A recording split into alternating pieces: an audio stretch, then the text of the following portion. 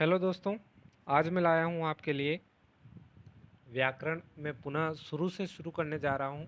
कई चीज़ें ऐसी सामने आई है, तो जैसा कि आप सभी को लग रहा है लॉकडाउन भी हो चुका है, तो आप यह वीडियो छोटे बच्चों को से आप यानी कि एक 4th क्लास के बच्चे से लगाकर जो अभी रीट के एग्ज़ाम की भी तैयारी कर रहे हैं, एग्ज़ाम हो ना हो उसका बात का मैटर है, पर आप 4th क्लास से लगाकर 10वीं तक और अन्य कोई कंपटीशन की तैयारी कर रहे हैं तो उसमें भी यह वीडियो आपका सहायक रहेगा। और हो सकता है तो आपने इस चीज़ को पहले भी पढ़ चुके होंगे और मेरे से जितना अच्छा होने की कोशिश होगी मैं आपको उतना अच्छा देने का प्रयास करूँगा। यह वीडियो मैंने छोटे स्तर के स्कूल लेवल के बच्चों के लिए बनाया है, तो उनके लिए आप इस वीडियो को उन तक पहुंचाने की थोड़ी कृपा करें। वर्ण विचार क्या है, वर्ण का उच्चारण स्थान कौन सा आता है, उसके बारे में आज हम पढ़ेंगे। वर्ण विचार व उच्चारण स्थान। वर्ण क्या होते हैं? वर्ण भाषा की सबसे छोटी इकाई कहलाती है, यानी कि जो भाषा की उत्पत्ति होती है वह सबसे पहले वर्ण होते हैं। दो वर्ण के मेल से शब्द बनते हैं और शब्दों के मेल से ही वाक्य बनते हैं। इस तरह से भाषा की उत्पत्ति अपन कह सकते हैं कि वह वर्ण के आधार पर हुई है। अब देखते हैं वर्ण कितने प्रकार के होते हैं। वर्ण सिंपल सी भाषा में कहा जाए तो वर्ण अपन सिंपल पहले भी पढ़ चुके हैं। वर्ण दो प्रकार के होते हैं, स्वर और व्यंजन। स्वर वर्णों में आप देखिए, स्वर वर्ण किसे कहते हैं? जिसके उच्चारण में अन्य वर्ण की सहायता न हो या किसी दूसरे वर्ण का प्रयोग न किया जाए, यानी कि खुद ही खुद मूल रूप से वह अपना उच्चारण कर रहा हो, वह क्या कहलाता है? स्वर कहलाता है। जैसे अ हो गया, आ हो गया, ई हो गया, ई हो गया, ये सभी क्या है? स्वर है। और व्यंजन किसे कहते हैं? जो किसी अन्य जिसका उच्चारण किसी अन्य स्वर की सहायता से, जिसके उच्चारण में स्वर की सहायता ली जाती है, वह व्यंजन कहलाते हैं, है ना। जिसके उच्चारण में स्वर वर्ण की सहायता ली जाती है व्यंजन कहलाते हैं। जैसे व्यंजन में क हो गया, क में क का उच्चारण करते हैं तो आप देखिए क, तो अ की ध्वनि आपके कंठ से उत्पन्न हो रही है, तो यह क्या है? उसमें मिला हुआ है अ जो कि स्वर है और क व्यंजन है। इसलिए बिना जो भी वर्ण होगा आपको व्यंजन का पता लगाना है तो वर्णमाला पहले याद होनी चाहिए। सबसे बड़ी चीज़ तो वर्णमाला अगर आपको याद नहीं है तो सबसे पहले वर्णमाला याद कीजिए। वर्णमाला में अनाराम, है ना, अनाराम में आपको पता चलेगा कि स्वर कौन है और व्यंजन कहाँ से स्टार्ट हो रहे हैं, वर्ग कितने होते हैं, उसके बारे में अपन आगे पढ़ेंगे। अभी देखिए स्वर को अपन ने कितने आधार पर बांटा है। पहला, मात्रा के आधार पर।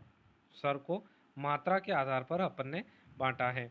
मात्रा के आधार पर कैसे हो गए? जैसे ह्रस्व स्वर, दीर्घ स्वर, प्लुप्त स्वर। ह्रस्व स्वर में अ, ई, उ और री। अब देखो आप मात्राओं के आधार पर देखिए, जैसे इनमें कोई भी मात्रा नहीं है। ह्रस्व स्वर जिनके उच्चारण में बहुत ही कम समय लगता हो, जैसे अ, कुछ समय लगा नहीं, आप भी अगर इसके साथ उच्चारण करेंगे तो आपको भी यह चीज़ अच्छे से समझ में आ जाएगी। दीर्घ स्वर जिसमें ह्रस्व स्वर से दुगुना समय लगता हो, वह दीर्घ स्वर में आते हैं।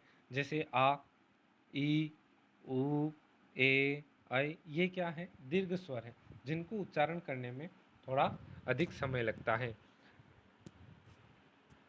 प्लुप्त स्वर जो ह्रस्व और दीर्घ से भी अधिक समय लेते हैं उच्चारण करने में, उनको प्लुप्त स्वर कहते हैं।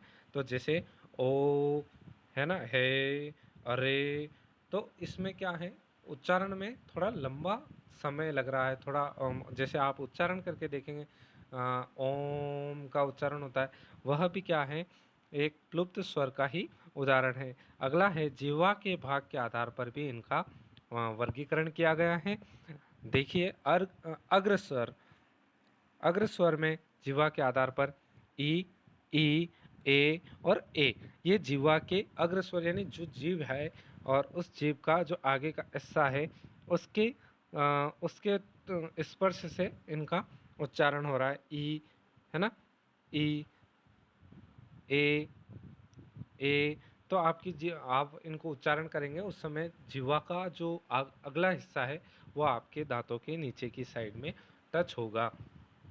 मध्य स्वर अ, तो जिह्वा जो है वो मध्य में आपके मुख में मध्य जो स्थान होता है वहाँ पर जिह्वा टच हो रही है। पश्च स्वर उ, तो आप देखेंगे कि आपकी जीवान जो जिह्वा है वो पीछे की तरह टच हो रही है, तो वहाँ से इसका उच्चारण हो रहा है, फोल्ड हो रही है। तो आप जैसे जैसे उच्चारण करते जाएंगे आपको उच्चारण स्थान पता लगते जाएगा, जैसे ऊ, ओ, ओ, औ, आ, है ना, औ में आगत ध्वनि है।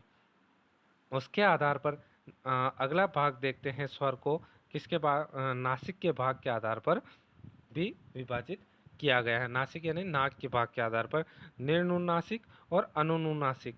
अब देखिए निर्नुनासिक में आ, ई, ऊ, ए, आई, ओ, औ।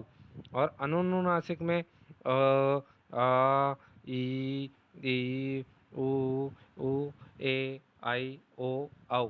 ये सारी क्या है, उच्चारण स्थान है। इनको उच्चारण करोगे तो आपको पता चल जाएगा कि कहाँ से ध्वनि उत्पन्न हो रही है।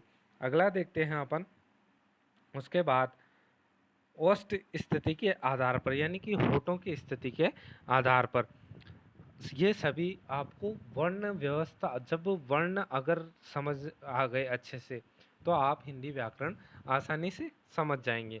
ओष्ठ की स्थिति के आधार पर देखिए, ओष्ठ में व्रतमुखी और अव्रतमुखी, है ना। व्रतमुखी यानी कि जब होठ का आकार, किसी वर्ण का उच्चारण करते समय होठ का आकार क्या होगा, एक व्रत के समान, जैसे एक चूड़ी के समान, या व्रत आप पढ़ चुके हैं, है ना, गोल, बिल्कुल गोल आकार आकृति बन जाती है वह, तो वह व्रतमुखी कहलाता है। जैसे ऊ, अब जैसे आपने ऊ का उच्चारण किया आपके होठ दोनों एक चूड़ी के आकार में ऊ, औ, तो आकृति आप अपने आप समझ में आ जाएगी। अव्रतमुखी में आ, ई, इसमें अव्रत यानी कि मुख से ही उच्चारण हो रहा है पर इसकी आकृति अव्रत यानी व्रत नहीं बन रहा है, तो अव्रतमुखी है। जैसे आ, ई, ए, आई। उसके बाद जिह्वा के उठने के आधार पर, अब जिह्वा के उठने के आधार पर संवृत, अर्ध संवृत, अर्धविवृत और विवृत, ये चार प्रकार हैं। इसी तरह से हम ई, ऊ, ए, औ अर्ध संवृत में आ गया, अर्ध विवृत में ए, अ, औ, आ और विवृत में आ हो गया है। अब अपन आगे देखेंगे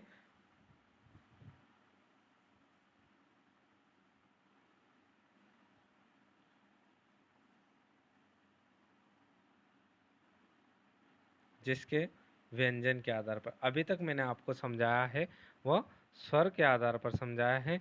अब व्यंजन के आधार पर भी कितने, कहाँ से इनका उच्चारण हो रहा है और किस तरह से व्यंजन को, इन्हें व्यंजन वर्णों को विभाजित किया गया है। जैसे जिह्वा द्वारा विविध प्रयत्न। अब जिह्वा द्वारा विविध प्रयत्न क्या है, उक्षिप्त, है ना, उसका ण, ड, पार्श्ववृक ल, अंतस्थ य, र, ल, व, प्रकंपित यानी कि र, स्पर्श, स्पर्श में क वर्ग आ गया, च वर्ग आ गया, ट वर्ग, त वर्ग और प वर्ग। अब वर्ग क्या है, जैसे क, ख, ग, घ, ण, ये सब क्या है, एक वर्ग है जिसमें 5 वर्ण होते हैं, तो यह पूरा एक वर्ग कहलाता है।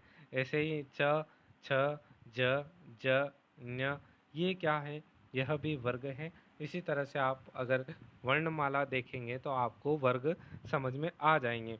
नासिक के व्यंजन ण, ञ, ण, न और म। ये अनुनासिक के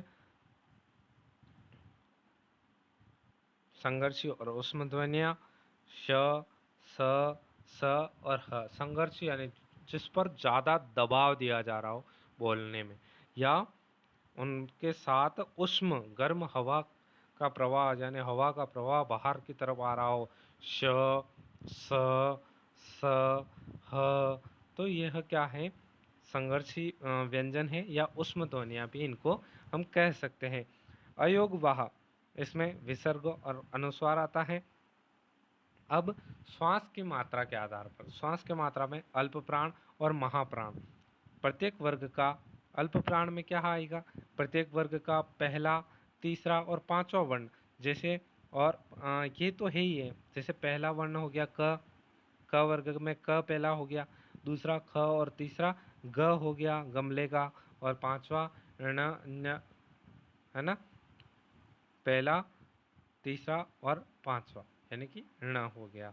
अब उसके बाद ण, य, र, ल, व सभी स्वर और महाप्राण में प्रत्येक वर्ग का दूसरा, चौथा, न, मह, लह, उष्म व्यंजन ड।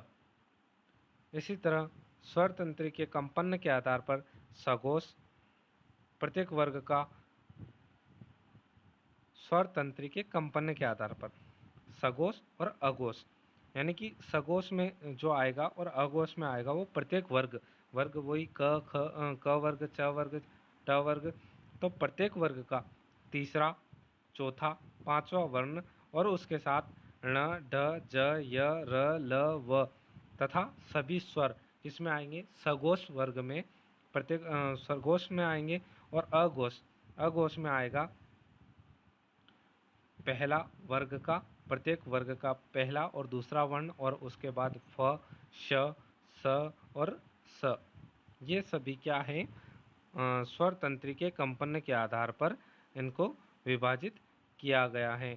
आज हम इसी के बारे में पढ़ेंगे। आप इसको आसानी से उतार लीजिएगा, वीडियो को पॉज करके देखिएगा, नहीं समझ में आए तो दूसरी बार देखिएगा, और उसके बाद हम इसके आगे वर्ण विचार और उच्चारण स्थान के बारे में आगे के वीडियो में विस्तार से पढ़ेंगे। ठीक है सर, आज के लिए इतना ही, धन्यवाद।